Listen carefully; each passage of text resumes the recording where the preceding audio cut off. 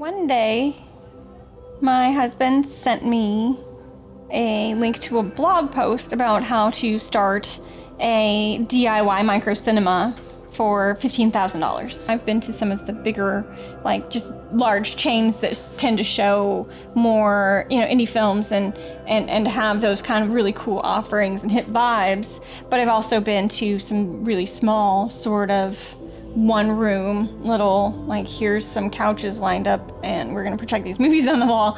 Yeah, but the experience is always the same, just like connecting to a film in a way that you don't when you just rent it or watch it at home. Joplin needs an independent cinema. It would be really cool to own one. It's kind of dangerous when you know how to start and run a business, because then you get an idea and like it's possible, so you end up doing it. We really needed to have a bar and restaurant too, which is a huge undertaking when you've never opened a bar and restaurant before. And even if you have, like, that's a lot of work. It just is. But what we offer is different. We are an intimate film center sort of setting. And, we don't have 1,000 seats. We've got 47 seats. And so,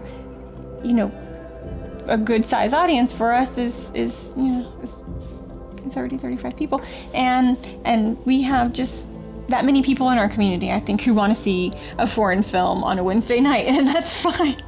But like what we're really offering is that community togetherness feeling, where you walk into a place and you vibe with it and you feel like relaxed in a public setting.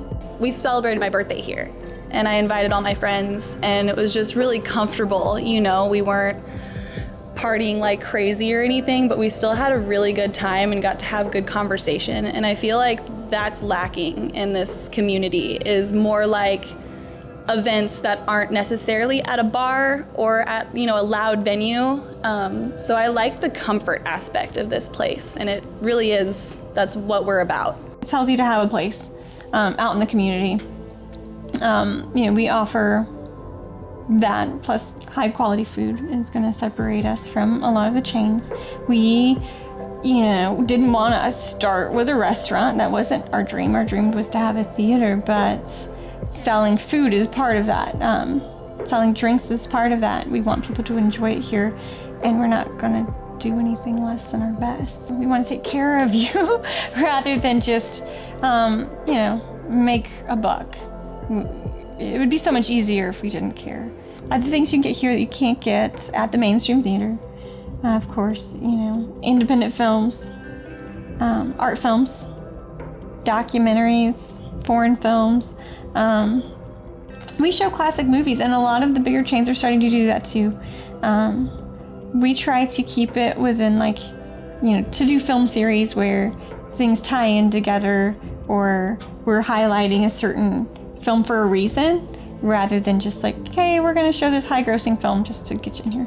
We use, smaller digital projector that's connected to a computer, but we also have found a service that offers us new independent films in a digital file that is remotely uploaded to a server that basically we lease from them. So our files are big, uncompressed files that look really good on screen. I love being able to show our new films that way.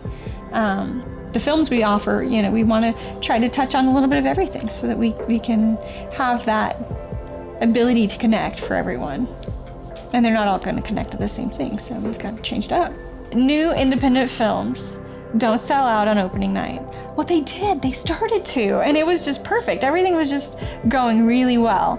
And then, people in New York City started getting sick. And then a week later, people were getting to-go orders but not wanting to get out of their car. It was just very early kind of panic. And it gave us a chance to stop and think about, what we're doing, if we're still passionate about, what we're doing, if we still have the same goals. And it did. It just, we had time to stop and slow down and take a break, but also to reaffirm, no, this is what we're doing. This is what we love about what we're doing. And so this is what we're going to focus on. But we were here back with the staff. You know, we got the PPP funding so that we could pay our staff. A lot of them are part-time, so they don't get unemployment. And we really wanted to get money back in their pockets. So we had them back here working in the garden, painting the building, all these really awesome things that we didn't have time to get done, you know. So now we, you know, silver linings, you have to look for them. We are working on at least some part of the building at all times, you know, whether it's, I mean, your obvious rolling silverware, but, you know, mopping, cleaning, just restocking and loving on the business. You know, being a local business and having a small staff, you kind of have to like pull your weight.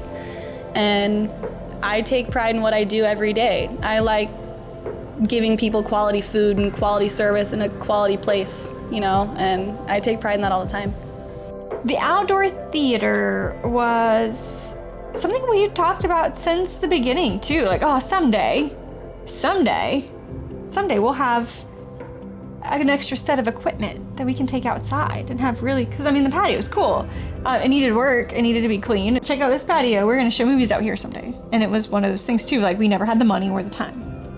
And you know, COVID happened and we shut down, we had plenty of time, and we knew that we weren't going to be able to use this space inside for a while. So we used our little bit of grant money to do that so that we can at least have one screening after dark while the weather's nice through the summer, and that has been really cool. We've sold out quite a bit for those shows. Who knew? Who knew that the thing that we always kind of just wanted to do because we thought it would be cool was the thing that we had to do because there was you know, viral epidemic. Holly and Brad, the owners, they take a lot of pride in what they do here. Like, I know I talked about what I do, but like being able to watch two people that had this dream and be able to get to it, and then how they've been able to hold on to it and make it grow and see their passion in it. It's been really nice and refreshing to see for me, just being an employee, having bosses that care as much as I do, you know, and want to put out quality food and want to take care of their patrons and their community. By giving back to this community and specifically this neighborhood, because it's really cool, and we'd like to kind of leave our own, you know, stamp on it, but to help it grow, we'd like to see other businesses come in here and collaborate with us.